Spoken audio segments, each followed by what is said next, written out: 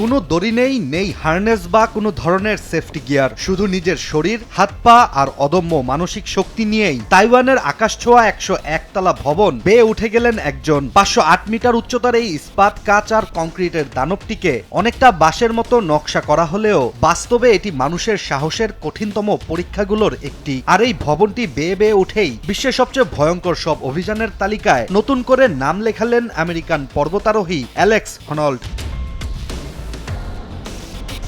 আন্তর্জাতিক গণমাধ্যম বিবিসির একটি প্রতিবেদন থেকে জানা যায়, অ্যালেক্সের এই অভিযানটি 24 জানুয়ারি হওয়ার কথা থাকলেও বৃষ্টির কারণে তা পিছিয়ে যায়। ফলে 25 জানুয়ারি তাইওয়ানের রাজধানীর প্রাণকেন্দ্রে শুরু হয় শ্বাসরুদ্ধকর ওই অভিযান। আর অ্যালেক্সের দুঃসাহসিক মুহূর্তটি বিশ্বজুড়ে জনপ্রিয় স্ট্রিমিং প্ল্যাটফর্ম নেটফ্লিক্সে সরাসরি সম্প্রচারও করা হয়। সম্প্রচার চলাকালীন দর্শকদের বুক ধকধক করছিল, কিন্তু হনল্ড ছিলেন অবিচল।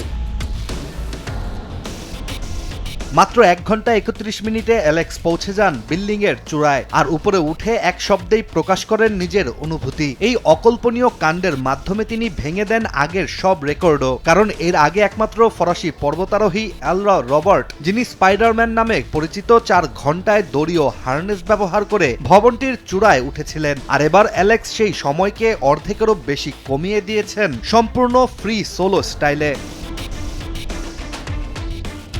এই অভিযান চলাকালীন সময়ে নিচে উপস্থিত ছিলেন শ্বাস আটকে থাকা মানুষ, আর উপরে অপেক্ষায় ছিলেন তার স্ত্রী। তবে বাতাস ও প্রচন্ড গরম নিয়ে দুশ্চিন্তা থাকলেও সব বাধা উপেক্ষা করেই নিজের লক্ষ্যে ঠিকই পৌঁছে যান অ্যালেক্স হনল্ড।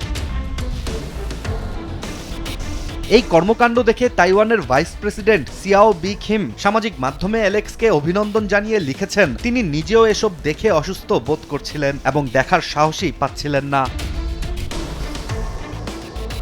হনল্ড এর আগেও বিশ্বকে তাক লাগিয়েছিলেন ক্যালিফোর্নিয়ার 3000 ফুট উঁচু এল ক্যাপ্টেন ফ্রি সোলো করে। আর এবার তাইপে 101 এর গায়ে লেগে থাকা লাল টি শার্টে অ্যালেক্স হনল্ড আবার প্রমাণ করলেন, মানুষের ভয় যতটা বড়, সাহসটা তার চেয়েও বড় হতে পারে।